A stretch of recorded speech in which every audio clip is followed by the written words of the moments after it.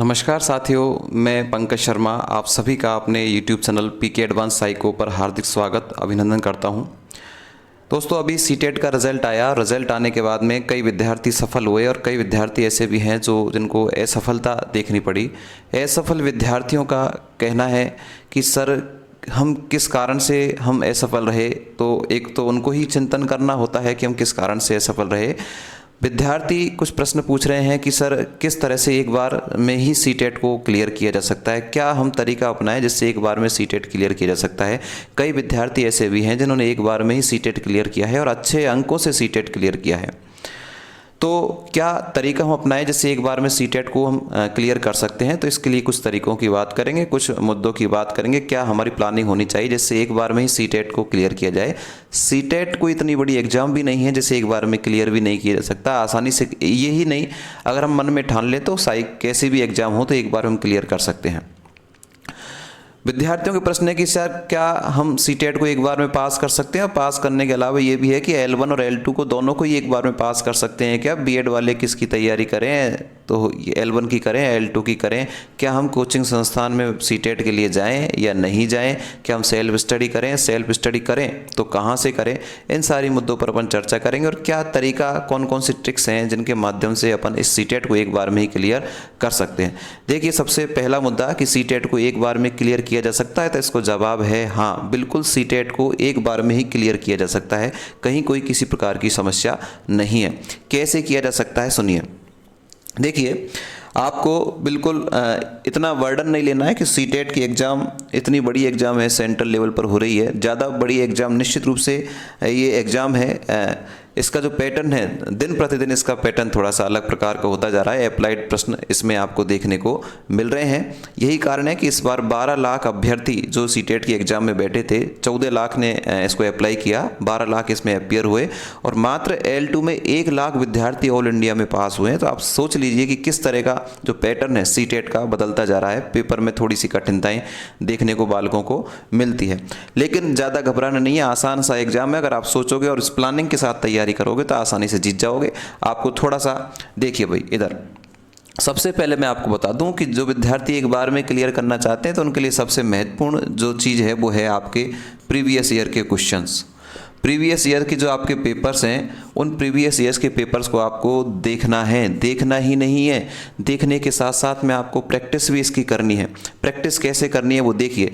आपने किसी भी वर्ष का, 5 वर्ष का, आपने कोई 5 वर्ष में से 1 वर्ष का आपने पेपर ले लिया। पेपर को आपने देखा और पेपर में आपने अलग अलग पोर्शन बना लिए कि ये CDP का पोर्शन है, ये मेरा लैंग्वेज फर्स्ट का पोर्शन है, ये L2 का पोर्शन है और ये मेरा आपका सब्जेक्ट का पेपर है। चाहे SST की बात करें, जो साइंस वाले विद्यार्थी वो साइंस मैथ की बात कर सकते हैं। जो L1 के विद्यार्थी वो EVS मैथ्स भी इसमें जोड़ लें।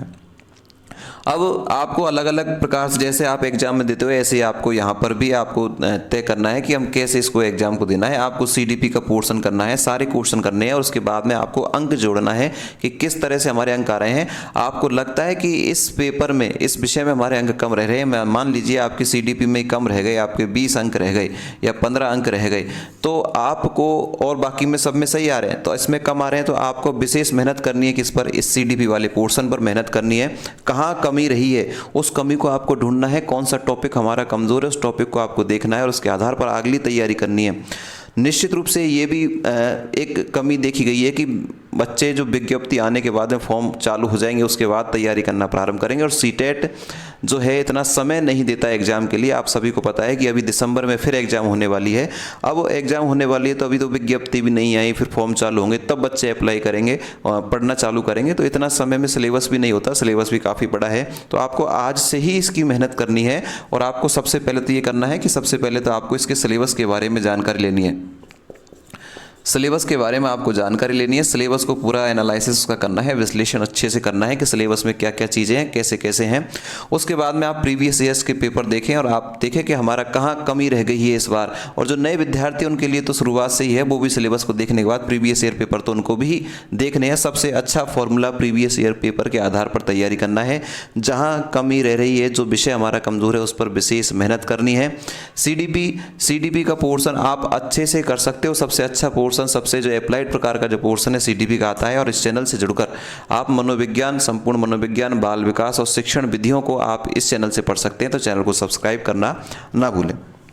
दूसरा जो आपको मैं बता दूं कि आपको डेली के डेली प्रतिदिन आपको अपना एक गोल सेट करना है कि मुझे आज इस विषय का, मुझे ये टॉपिक पढ़ना है, कि मुझे आज बाल विकास के अंतर्गत ये एरिक्सन का सिद्धांत पढ़ना है, मुझे जीन पियाजे का सिद्धांत पढ़ना है। तो आप उसको पहले तो पढ़ें, पढ़ने के बाद में आपने ये सेट किया कि मुझे आज ये टॉपिक पढ़ना है, पढ़ लिया आपने, और उसके बाद में जो आप उसको अच्छे से पढ़ लें तो उसके बाद में जो ऑब्जेक्टिव जो प्रश्न है, ऑब्जेक्टिव प्रश्नों को आप हल करें जिस विषय को आपने पढ़ा है। अगर उस विषय से संबंधित अगर आपने उस ऑब्जेक्टिव प्रश्नों को हल कर लिए तो ये तय मानिए कि आपका वो जो टॉपिक है वो आपका मजबूती से तैयार हो चुका है। अगर आपको कहीं भी थोड़ी बहुत समस्या आती है ऑब्जेक्टिव प्रश्न करने में, तो आप निश्चित रूप से दोबारा उसी विषय को पढ़ें, और उसको बिल्कुल इतना अच्छे से पढ़ें कि आप एक बार पढ़ने के बाद जब शॉर्ट नोट्स भी आप साथ के साथ में बनाते रहें, ताकि एग्जाम में उसका क्या कर लें, एक बार रिवीजन कर लें। तो एक तरीका ये है, प्रीवियस ईयर पेपर हम हल करेंगे, डेली का गोल सेट करेंगे कि आज मुझे इस विषय को पढ़ना है, इस विषय में इस टॉपिक को पढ़ना है। उसके बाद आप उसके क्या निकालेंगे बताओ, ऑब्जेक्टिव क्वेश्चन आप निकालेंगे। ऑब्जेक्टिव क्वेश्चन निकालने के बाद में आपको ये पता चल जाएगा कि ये टॉपिक मेरा तैयार हुआ है या नहीं। प्रश्नों को निकालना बहुत आवश्यक है, इसको नहीं निकालोगे, प्रैक्टिस नहीं करोगे तो आपका थोड़ा सा समस्याएं आपको देखने को एग्जाम में मिल सकती है। 2 पॉइंट के बाद तीसरा जो तरीका है आपका जो भाषा का है, अर्थात जो लैंग्वेज का जो आपका पार्ट है, भाषा प्रथम और आपकी जो भाषा द्वितीय, 2 भाषाएं आपको चयनित करनी पड़ेगी, हिंदी, संस्कृत, इंग्लिश, उर्दू, सिंधी, पंजाबी में से। तो आपको इसमें से, दोनों में से विशेष रूप से आपके लिए महत्वपूर्ण चीज़ होती है, आपके जो पैसेज एग्जाम में आते हैं, पैसेज बड़े अच्छे खासे आते हैं और उससे बहुत अच्छे प्रकार के प्रश्न पूछे जाते हैं। तो आपको ये पैसेज वाले जो नंबर हैं आपको आसानी से मिल जाए। और सबसे मेन चीज़ क्या है, समय। पैसेज को पढ़ने में, समझने में समय लगता है, और समय ज़्यादा लग गया तो आपको और पोर्शन छूटने की संभावनाएं बन जाती हैं। आपको फिर जल्दबाजी में उसको करना होगा और गलत जवाब आप दोगे। तो पैसेज में हम ज़्यादा समय नहीं लगाएं। इसके लिए क्या करें, तो पैसेज के लिए आप लगातार क्या करें बताओ, प्रैक्टिस करें। अभी से ही आप प्रैक्टिस करें।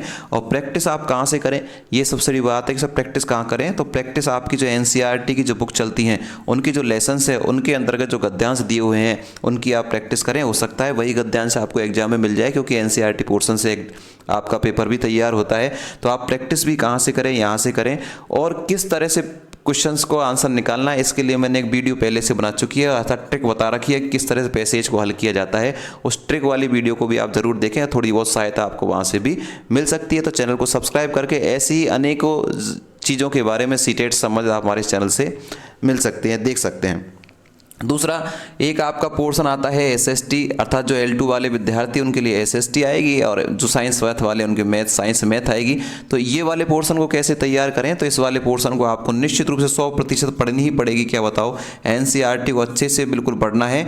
और पढ़ने के बाद में आपने जैसे एक टॉपिक बना उसके शॉर्ट नोट्स आप बनाएं, ताकि एग्जाम के जब 5-7 दिन बच जाएँ तो आप उस शॉर्ट्स नोट्स का रिविजन करें। और ये शॉर्ट्स नोट्स आपके लिए बेहद उपयोगी होंगे। तो आप SST या साइंस मैथ के लिए आपको NCERT पढ़नी है। NCERT पढ़कर साथ के साथ में आपको क्या बनाने हैं, नोट्स बनाने हैं। नोट्स आपको एग्जाम टाइम पर काफ़ी हेल्पफुल हो सकते हैं। ये एक तरीका अगर आप अपनाएंगे तो एक सामान्य सा जो आपका एग्जाम सीटेट का पात्रता बहुत आवश्यक है। कई वैकेंसियाँ लगातार चलती रहती हैं, हर 6 महीने में एग्जाम सीटेट की होती है। तो निश्चित रूप से अगर इस तरह का आप फॉलो करोगे तो एक बार में आपकी सीटेट निकलेगी, नहीं निकलेगी अच्छे अंकों से 120, 130, 140 तक अंक आप ला सकते हो। मुख्य चीज़ आपको अच्छे से विश्लेषण करना है, बताओ किसका, प्रीवियस ईयर पेपर का।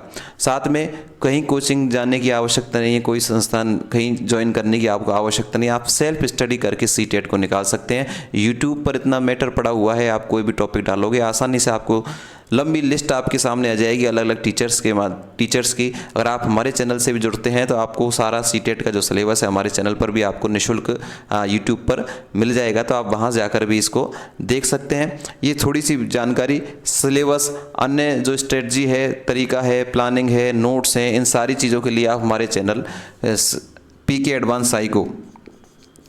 PK एडवांस साइको से आप जुड़ सकते हैं। ये टेलीग्राम चैनल है, वहाँ पर आपको निःशुल्क नोट्स वगैरह उपलब्ध कराए जाते हैं और यही हमारे यूट्यूब चैनल का नाम है। आप इससे सब्सक्राइब करके सीटेट से संबंधित और अन्य भर्तियों से संबंधित जानकारी लगातार आप यहाँ से लेते हो। और साइकोलॉजी को पढ़ने के लिए, टीचिंग मेथड्स को पढ़ने के लिए आप इस चैनल से अच्छे से जुड़ सकते हैं। आपको क्लास थोड़ी सी भी अच्छी लगी हो तो क्लास को लाइक करना न भूलें और अपने मित्रों को शेयर करना न भूलें। आप सभी ने क्लास को देखा, आप सभी का बहुत बहुत धन्यवाद। Thank you, bye bye.